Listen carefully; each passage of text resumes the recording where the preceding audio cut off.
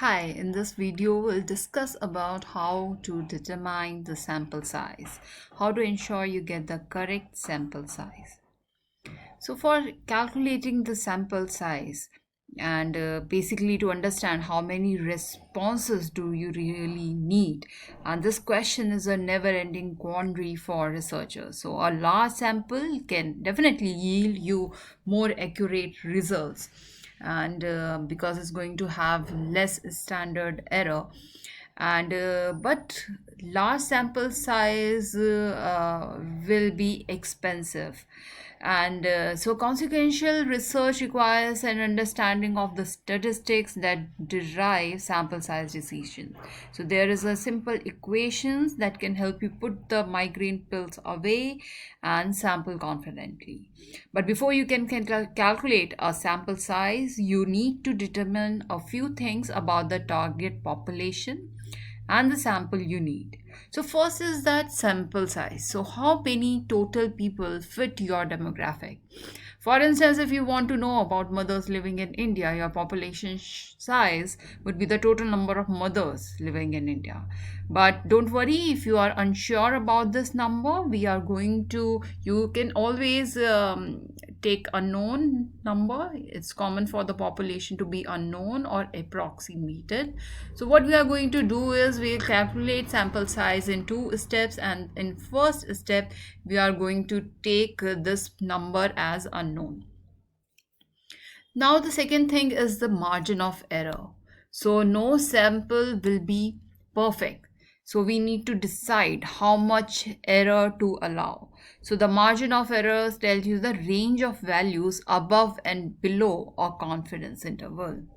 So basically, if you say the sample mean is say 30%, or say, or we say not the proportion, say the sample mean is 30, and then what is this margin of error is, say if you have like -2 and +2, that is the margin of error. So the value will lie somewhere between 32 and 28. So that is the where the value is going to lie. And then confidence level, say if you say that we are 95% confidence, you take that confidence level. So you are saying that okay, 95% of the times the mean will lie, the population mean will lie between 28 and 32. So that is what margin of error and this confidence level is. So then there is something called standard deviation. So how much variance do you expect in your responses? And basically it is the precision. And since we have not actually administered a survey, and we are going to take some numbers, say we take 0.5 as our standard deviation, and I'll come on this standard deviation. And why 0.5? Because this is most forgiving number and ensures that your sample will be large enough. And we'll see one equation through which we can decide upon that why we are taking the 0.5. For on margin of error, okay, if you are calculating the margin of error for mean, so this number, the formula is, this is the formula for margin of error when you are doing the calculation for means, and if you are doing the calculation for proportion.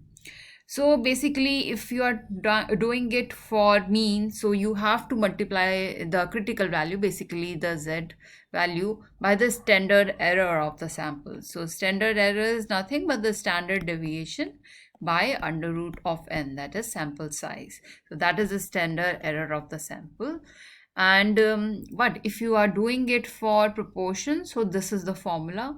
Again, this is p, or somewhere you would see this written as q. So basically this is the proportion, say the percentage of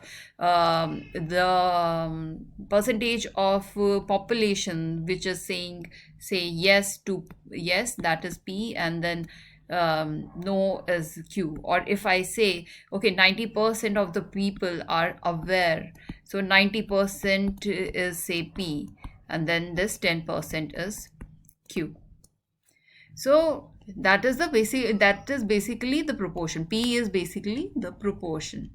Okay, now coming to our sample size calculation, if we go to this equation, so the necessary sample size is equals to Z score. So basically the confidence that you want to put, say it comes from the confidence level that you take. So how confident you want it to be, say you want it to be 95%, so you can check the numbers. So 90%, 95% and 99% are the most commonly used confidence level. So if you say that, and it has some Z score value to it, so you can check that in table. But if I say I want to calculate this sample size for and I want to be at 95% confidence level, so I'm going to take 1.96 in my equation. So this is the equation. So in case you need to calculate the necessary sample size, it is Z score whole square into P into 1 minus P divided by the margin of error. So you can also calculate this equation. For example, if I say here margin of error, if I'm calculating it for mean, so it is basically margin of error is basically the critical value Z and multiplied by standard error. Standard error is of the sample is a standard deviation by under root of n. And if you take n in that there, so if you take n here, so it becomes Z into sigma upon margin of error whole square. And yeah, so Z square into sigma square upon margin of error whole square. So that is the sample size n, and it is the same. And if even if you check it here, so what would n be? So n would be P into 1 minus P, and we are going to take square of it by yeah, so here the margin of error, so is say Z into under root of P 1 minus P, basically P hat, and divide by n. So when you calculate n, so it will be Z square into P into 1 minus P divided by ME whole square. So this is the formula that we are using here.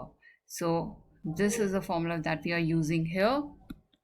And so P is basically, you can say it is a standard deviation. That here you see that is sigma square, or you say proportion, or P into 1 minus P here.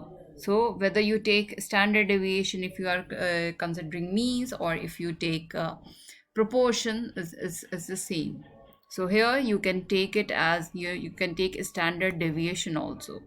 So why we have taken 0.5, or say population parameters P and Q, why we have taken it as 0.5? So we don't have the actual proportion, and we can take the best guess to calculate this. How the best strategy is to guess at P in such a way that we choose it in a very conservative manner. That is so that the sample size is large enough to supply at least the precision we require, no matter what P actually is. So if you multiply one number with another and you want it to be the maximum size, because if we know that if the sample size is highest, then it's the more the sample size is, the less the error is. So that's why we have kept it as 0.5. Now when you plug in these numbers, you get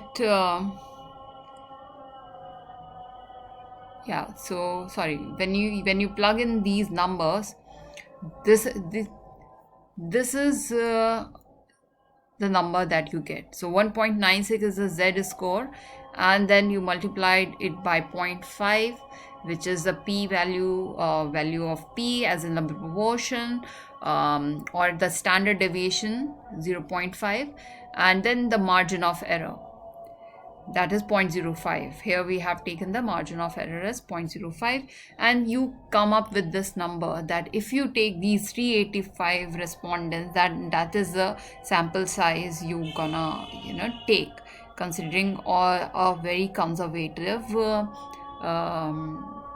assumptions in all these things.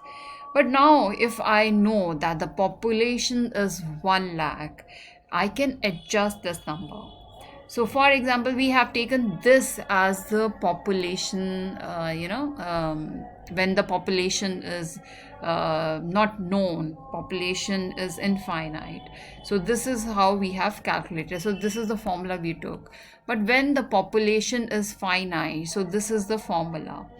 And for example, if I say that the population is 1 lakh, so I can adjust this. So this is the same formula. So adjusted sample size is this, and taking the same 95 confidence level, 0.5 standard deviation, I am adjusting it and using this formula, because now I have this population as 1 lakh. So here I'm keeping it as 1 lakh, and the adjusted sample size come out to be 383. So earlier the sample size which we calculated using conservative method is 385, and but if I have the population also with me, then it is coming out as 383. Thank you.